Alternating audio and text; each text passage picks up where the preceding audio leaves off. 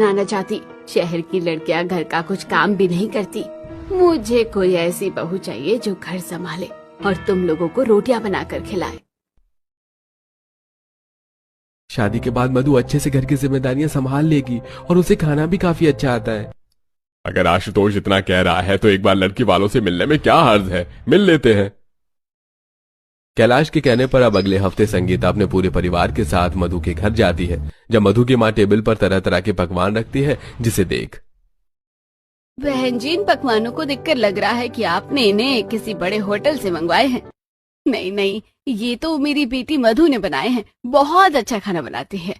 सब्जी चावल तो हर कोई बना लेता है, लेकिन बात तो रोटी की है। गोल गोल रोटी बना लेती हो या सब्जी चावल ही बना पाती हो? मैं गोल रोटी भी बना लेती हूँ और काफी अच्छी बनाती हूँ। सभी को मधु काफी पसंद आती है, जिसके चलते संगीता को अब न चाहते हुए भी रिश्ते के लिए हाँ करना पड़ता है। घर आने के बाद कमरे में बैठकर संगीता कैलाश से कहती है, सुनिए जी, आशुतोष तो अपनी मर्जी से शहर की लड़की से शादी कर रहा है, इसलिए मैं सोच रही थी कि अगर तरुण की शादी मेरी पसंद की गांव की लड़की से करवा दे तो। एक बार तरुण से बात करते हैं, कहीं ऐसा ना हो कि उसने भी कोई पसंद करके रखी हो पहले से। संगीता और कैलाश इस बारे में तरुण से बात करते हैं। तरुण को शादी से कोई ऐतराज नहीं था और वो हाँ कर देता है और अब एक साथ ही संगीता की शहरी और गांव की बहू शादी कर लाती है। दोनों का गृह प्रवेश होता है और आज दोनों का ही उनके ससुराल में पहला दिन होता है। माँ जी, आप आटा गूंथ रही है? लाइए मैं गूंथ लेती हूँ। नहीं बहू, आज तो तुम्हारा पहला दिन है।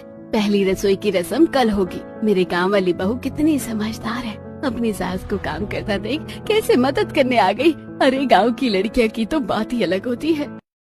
संगीता पहले दिन ही अपने गांव और शहर वाली बहू में कंपैरिजन करना शुरू कर देती है। थोड़ी देर में नाश्ता बनता है और पूरा परिवार नाश्ता करता है।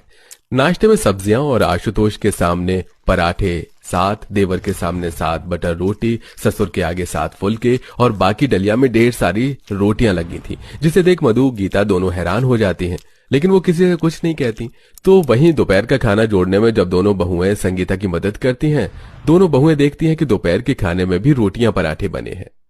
ये लोग सुबह नाश्ते में भी रोटी पराठे खा रहे हैं और अब फिर खाने में भी रोटी। मेरा तो चावल खाने का मन कर रहा है। क्या पता माँ जी रात के खाने में चावल बना दे।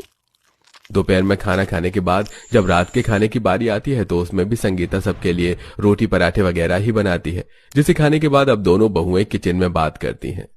सुबह से रात हो गई लेकिन माँ जी ने एक भी बार चावल नहीं बनाए। मुझे तो रोटी खानी पसंद ही नहीं है इतना। अरे क्या खुसर पुसर चल रही है दोनों देवरानी जेठानी में?